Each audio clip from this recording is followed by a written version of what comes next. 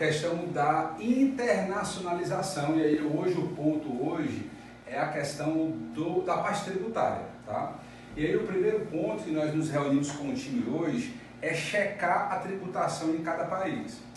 A mesma estratégia de planejamento tributário que nós aplicamos para o Brasil, nós aplicamos para os 35 países que nós estamos atuando lá fora, de maneira programada, de maneira coerente, seguindo um fluxo muito simples. Vem comigo aqui. O primeiro nós fazemos é checar os tributos de cada país.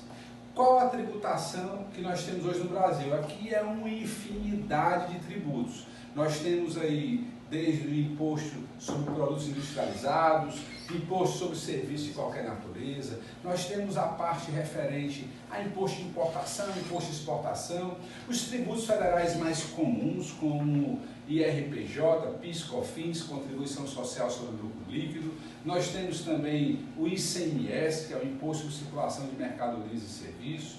Enfim, no Brasil é muito amplo o espectro de tributação, fora tributos da pessoa física, como imposto de renda, da pessoa física, o ISS, imposto de transmissão de bens intervivos, imposto de transmissão de bens causa-mortes e doação. Enfim, no Brasil é uma infinidade de tributos, todos eles elencados na nossa Carta Magna.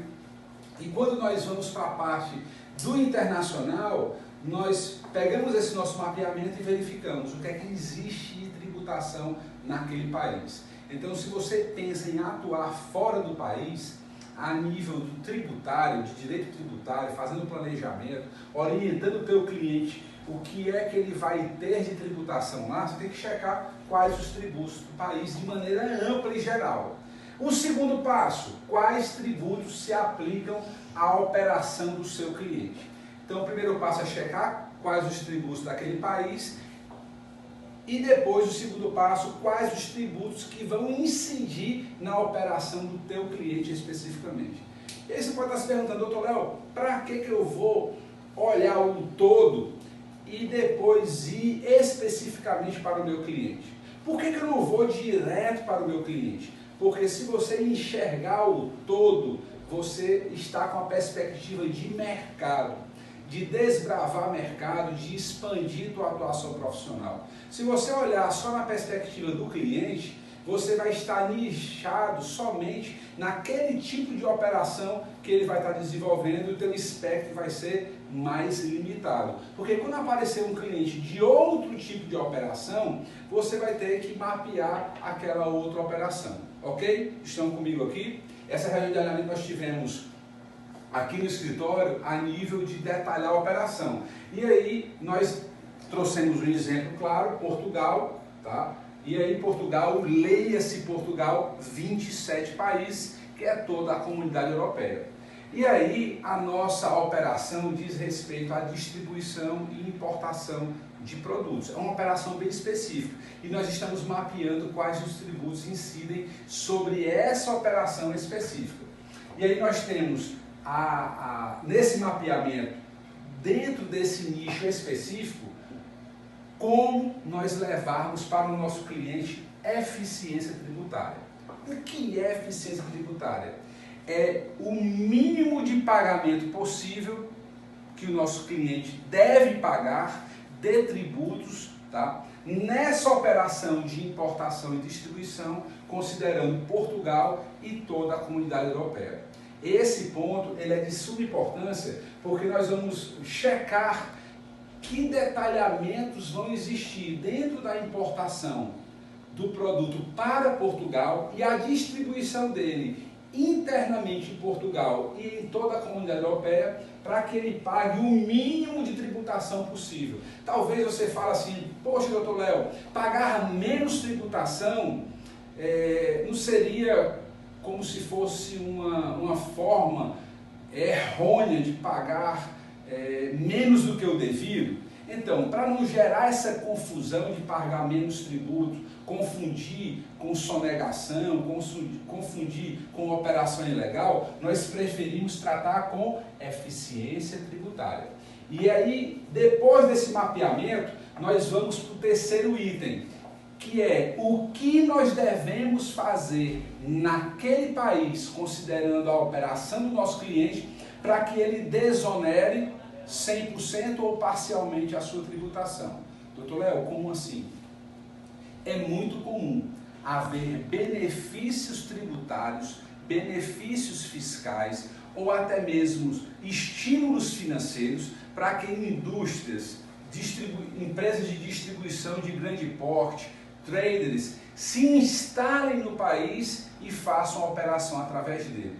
E às vezes ele implanta, nesse regime de importação e distribuição, ele implanta uma pequena planta industrial, onde ele recebe o material semi-industrializado, industrializa um pouco ele, seja no processo de montagem, seja no processo de desenvolvimento daquele produto, de manufaturamento, industrialização do produto, e ele consegue benefícios fiscais e até mesmo créditos, tá, do governo a nível financeiro para expandir a sua operação, porque aí o governo enxerga essa empresa como uma empresa que vai desenvolver a economia, vai gerar empregos, vai realmente trazer benefícios que extrapolam a empresa em si, ou seja, vai afetar na economia e vai afetar no emprego e no desenvolvimento daquela cidade, daquela região ou até mesmo daquele país. Então essa é a análise primeira que nós fazemos. E aí a segunda é a questão do pagamento, do fluxo financeiro da operação. Como é que a empresa vai girar o seu fluxo financeiro? Por onde esse fluxo financeiro de meios de pagamentos, e aí a nossa operação nesse caso é de distribuição, como é que ele vai girar a nível internacional? Qual é a empresa de meio de pagamento que nós vamos utilizar? Ou você pode pensar em até mesmo desenvolver a sua própria fintech e desenvolver a sua própria empresa e ter a sua própria empresa como um meio de pagamento da sua operação.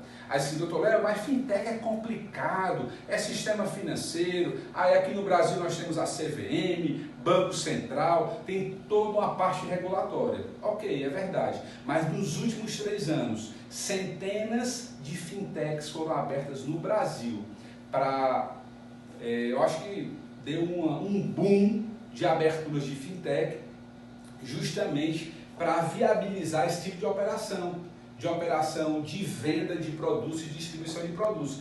E não se esqueçam, o mundo hoje ele é digital. Então, se a sua operação é uma operação internacional, então é uma operação que você pode pensar a nível internacional também como meio de pagamento. Tá? E como é que vai funcionar esse fluxo financeiro? Você vai deixar o recurso no exterior, você vai nacionalizar esse recurso, que tipo de planejamento financeiro você vai executar para a sua operação? Então, nesse contexto, nós desenvolvemos algo extraordinário para o cliente, que vai impactar na economia tributária e na economia financeira dentro desse fluxo. Na parte financeira, se você imaginar que os meios de pagamento, os custos, em média, giram de 1,5% a 3%, você imagina numa operação multimilionária o quanto isso gera de impacto de economia para o cliente. Então é nessa perspectiva que o planejamento tributário e o planejamento financeiro são de suma importância para o desenvolvimento de qualquer negócio, seja no Brasil, seja no exterior. Nos sigam nas redes sociais, no YouTube, acompanhe, porque o material que nós temos trazendo para você é de excelente qualidade. Se você quiser algum conteúdo nessa área que você tenha dúvidas ou acha interessante, manda o direct, manda a tua pergunta, traz as tuas dúvidas que a gente vai estar te respondendo aqui na medida do possível. Um grande abraço e nos vemos na próxima.